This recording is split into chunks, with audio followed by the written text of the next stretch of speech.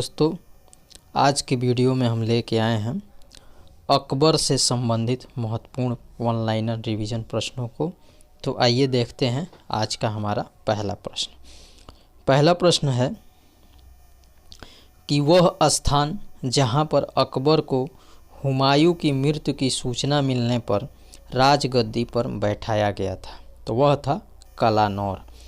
कलानौर वह स्थान है जहां पर अकबर को हुमायूं की मृत्यु की सूचना मिलने पर राजगद्दी पर बैठाया गया था।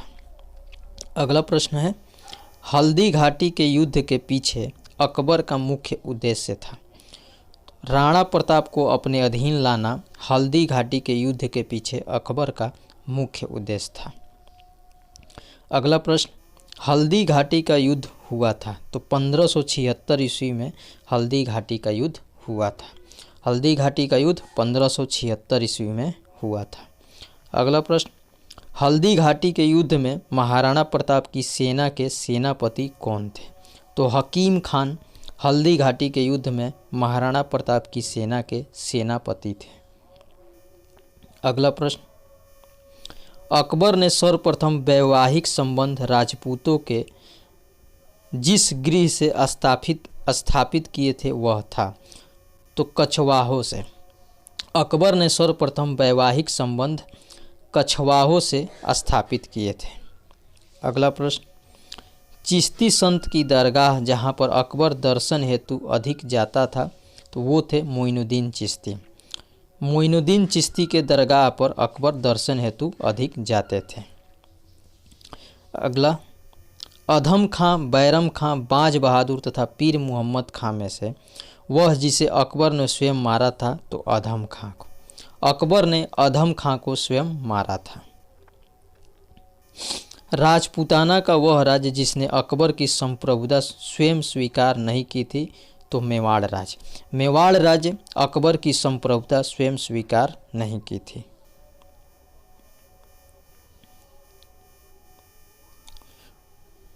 वह राजपूत शासक जिसने मुगलों के विरुद्ध निरंतर स्वतंत्रता का संघर्ष जारी रखा और समर्पण नहीं किया, तो मारवाड़ के राव चंद्रसेन वह राजपूत शासक थे जिसने मुगलों के विरुद्ध निरंतर स्वतंत्रता का संघर्ष जारी रखा और समर्पण नहीं किया।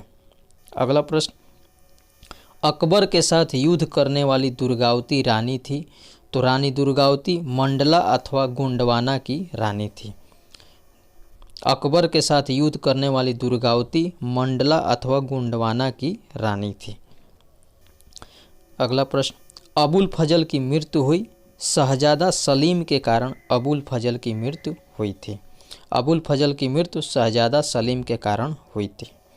अकबर को राष्ट्रीय सम्राट सिद्ध करने में सहायक तथ्य है, तो प्रशासकीय एकता और कानूनों की एकरूपता, सांस्कृतिक एकता का प्रयत्न एवं उसकी धार्मिक नीति। अकबर के राष्ट्रीय सम्राट सिद्ध करने में सहायक तथ्य क्या है? तो प्रशासकीय एकता और कानूनों की एकरूपता, सांस्कृतिक एकता का प्रयत्न एवं उसकी धार्मिक नीति। अगला प्रश्न, अकबर की लोकप्रियता के कारण थे मनसबदारी प्रथा, धार्मिक नीति, भू राजस्व व्यवस्था, सामाजिक सुधार। अकबर की लोकप्रियता के कारण थे। अकबर की लोकप्रियता के कारण थे तो मनसबदारी प्रथा, धार्मिक नीति, भू राजस्व व्यवस्था, सामाजिक सुधार के कारण, ये सभी अकबर की लोकप्रियता के कारण थे।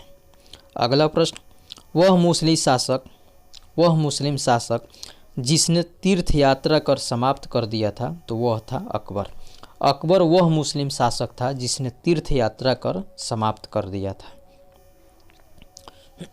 अगला प्रश्न, बाबर, हुमायूं, अकबर तथा औरंगजेब में से वह बादशाह जिसको प्रबुद्ध निरंकुश कहा जा सकता था, तो वह था अकबर। अकबर को प्रबुद्ध निरंकुश कहा जा सकता है। अगला प्रश्न, वह शासक जिसने आज्ञा दी थी कि आदमी को एक स्त्री से विवाह करना चाहिए और वह तभी दूसरा विवाह कर सकता है जब उसकी पहली बंध्या हो, वह शासक जिसने आज्ञा दी थी कि आदमी को एक ही स्त्री से विवाह करना चाहिए और वह तभी दूसरा विवाह कर सकता है जब उसकी पहली बंध्या हो। तो सही उत्तर है अकबर। अकबर वह शासक था। अगला प्रश्न, अकबर के बारे में सत्य कथन है। तो अकबर ने लड़के और लड़कियों को विवाह की आयु निर्धारित करने का प्रयास किया था। अकबर ने लड़कियों को अभिभावकों के दबाव से अलग स्वयं की इच्छा से विवाह करने की स्वतंत्रता दी थी। अकबर के बारे में सत्य कथन है। तो अकबर ने लड़के और लड़कियों के विवाह की आयु निर्धारित करने का प्रयास किया था। अकबर ने लड़कियों को अभिभावकों के दबाव से अलग स्वयं की इच्छा से विवाह करने की स्वतंत्रता दी थी। अगला प्रश्न, अकबर का शासन जाना जाता है क्षेत्रों को जीतने के लिए, अपनी प्रशासनिक व्यवस्था के लिए, न्यायिक प्रशासन के लिए। अकबर को जाना जाता है, अकबर के शासन को जाना जाता है क्षेत्रों को जीतने के लिए, अपनी प्रशासनिक व्यवस्था के लिए, न्यायिक प्रशासन के लिए। अगला प्रश्न, अकबर के शासनकाल में पुनर्गठित केंद्रीय प्रशासन तंत्र के अंतर्गत सैनिक विभाग का प्रमुख कौन था? तो मीर बख्शी था। अकबर के शासनकाल में पुनर्गठित केंद्रीय प्रशासन तंत्र के अंतर्गत सैनिक विभाग का प्रमुख मीर बख्शी था। अगला प्रश्न, अकबरकालीन सैन्य व्यवस्था आधारित थी मनसबदारी व्यवस्था पर। अकबरकालीन सैन्य व्यवस्था मनसबदारी व्यवस्था पर आधारित थी। मध्यकालीन भारत में मनसबदारी व्यवस्था लागू की गई थी। स्वच्छ प्रशासन सुनिश्चित करने के लिए मध्यकालीन भारत में मनसबदारी व्यवस्था लागू की गई थी।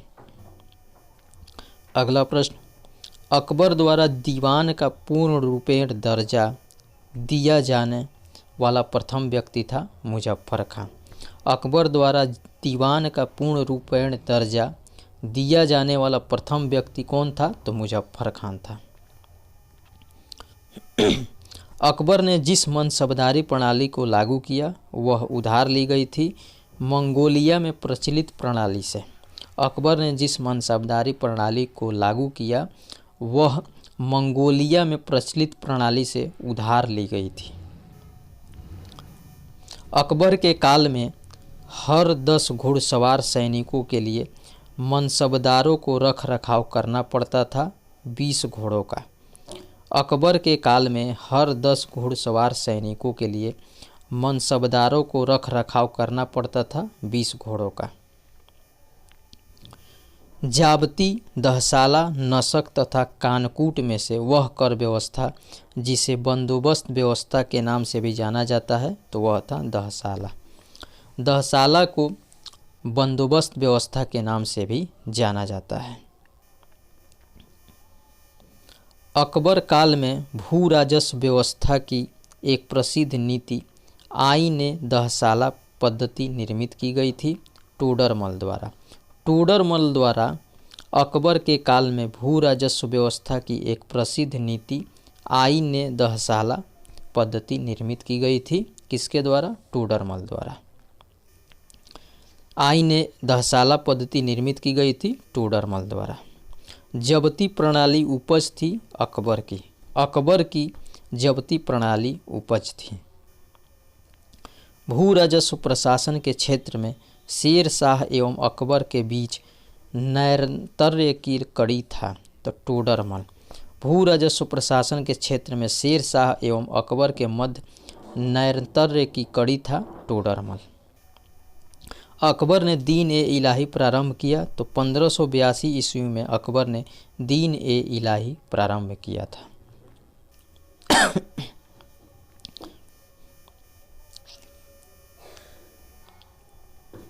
अगला प्रश्न है, वह इतिहासकार जिसने दीन ए इलाही को एक धर्म कहा मोहसिन फानी ने। मोहसिन फानी वह इतिहासकार हैं जिसने दीन ए इलाही को एक धर्म कहा था। इबादत खाने का निर्माण किसने करवाया? तो अकबर ने इबादत खाने का निर्माण करवाया था। फतेहपुर सीकरी का इबादत खाना था तो वह भवन जिसमें विभिन्न धर्मों के विद्वानों के साथ अकबर चर्चा करता था। फतेहपुर सीकरी का इबादत खाना था, यानी इबादत खाना कहाँ स्थित था? फतेहपुर सीकरी में। फतेहपुर सीकरी का इबादत खाना क्या था? तो वह भवन था जिसमें विभिन्न धर्मों के विद्वानों के साथ अकबर चर्चा करता था। फतेहपुर सीकरी में स्थित वह इमारत जिसे शान फतेहपुर कहा जाता था वह है जामा मस्जिद। जामा मस्जिद फतेहपुर सीकरी में स्थित वह इमारत है जिसे शान फतेहपुर कहा जाता है। स्वर्ण महल, पंच महल, जोधा भाई महल एवं अकबरी महल में से वह स्मारक जो फतेहपुर सीकरी में नहीं है तो अकबरी महल। अकबरी महल फतेहपुर सीकरी में नहीं है, जबकि स्वर्ण महल, पंच महल, जोधा भाई महल फतेहपुर सीकरी में स्थित है।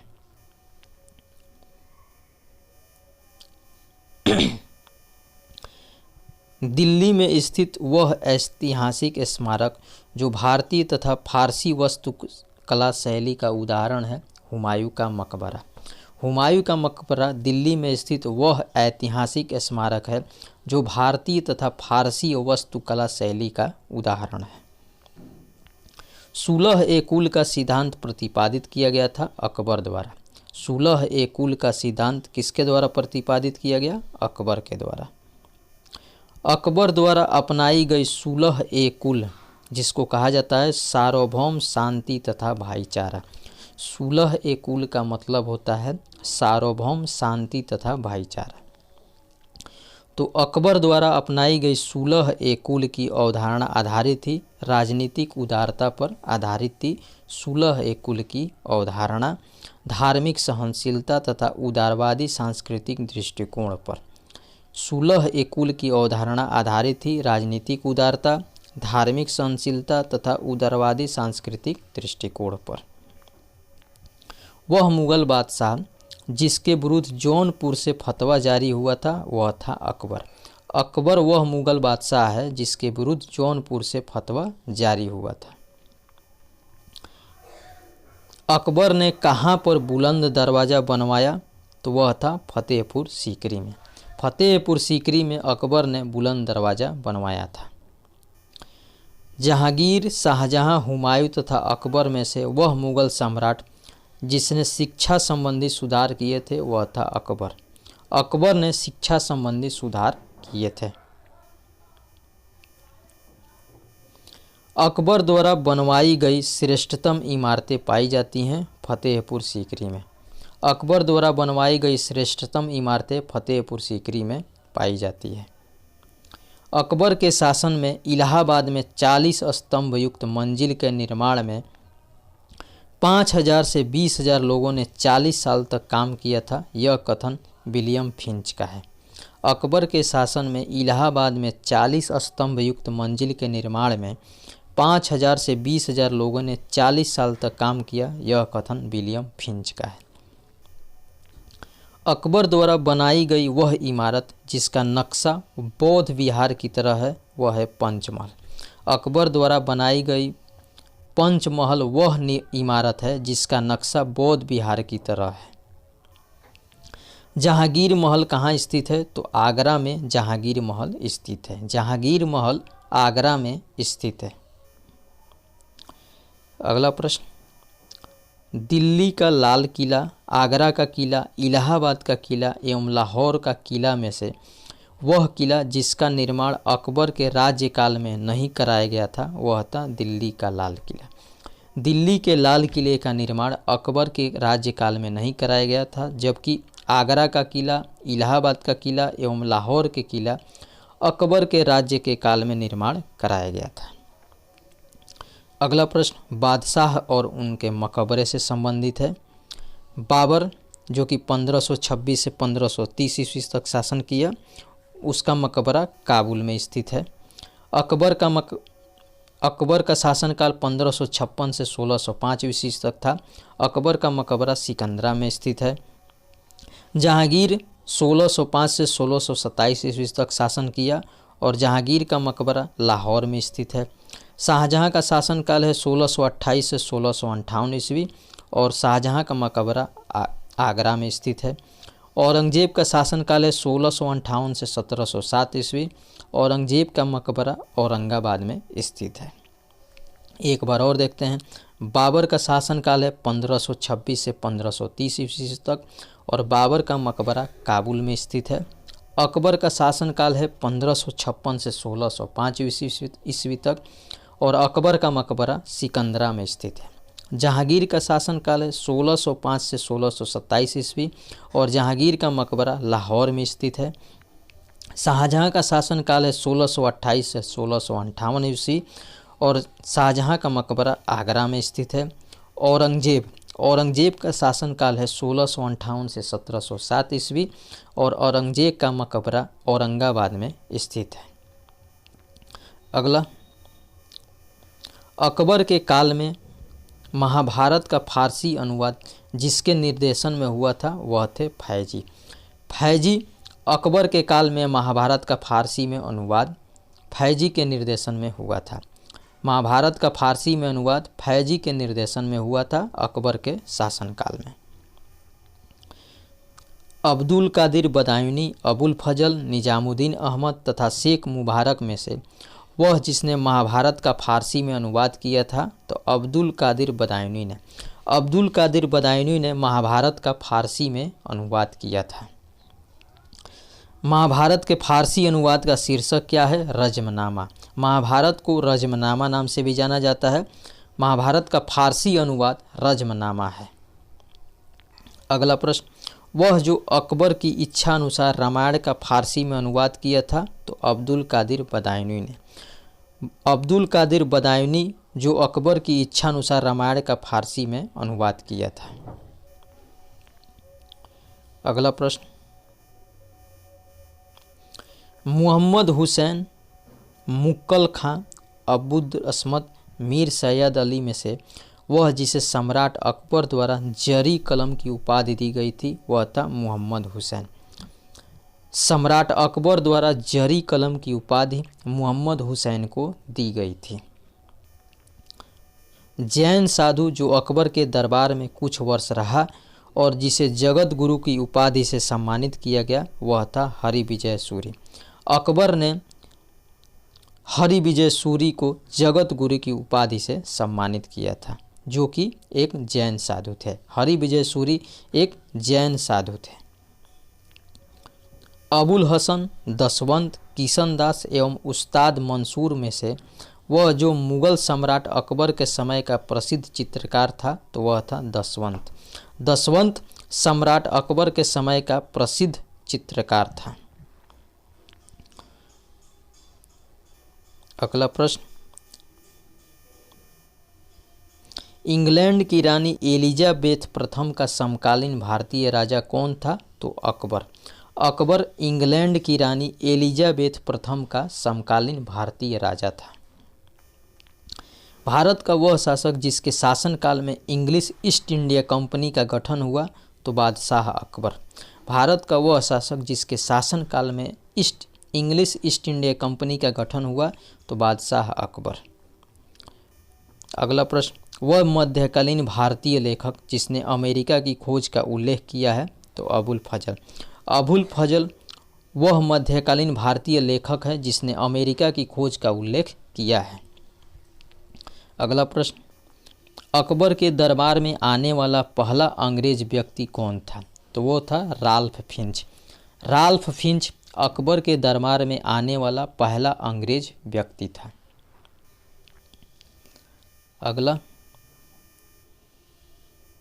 अकबर के शासनकाल की प्रमुख घटनाओं का व्यवस्थित क्रम क्या है तो सबसे पहले जजिया कर की समाप्ति, उसके बाद इबादत खाना का निर्माण, उसके बाद महजर पर हस्ताक्षर, उसके बाद दीन इलाही की स्थापना। अकबर के शासनकाल की प्रमुख घटनाओं का व्यवस्थित क्रम इस प्रकार है: जजिया कर की समाप्ति, उसके बाद इबादत खाना का निर्माण, उसके बाद महजर पर हस्ताक्षर, उसके बाद दीन इलाही की स्थापना। और इस वीडियो का आखिरी प्रश्न है, अकबर ने बंगाल तथा बिहार को मुगल साम्राज्य में मिलाया तो 1576 ईस्वी में। अकबर ने 1576 ईस्वी में बंगाल तथा बिहार को मुगल साम्राज्य में मिलाया था।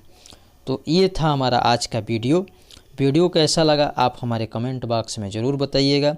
वीडियो को लाइक करें, शेयर करें और हमारे चैनल को सब्सक्राइब करें। जय हिंद, नमस्कार।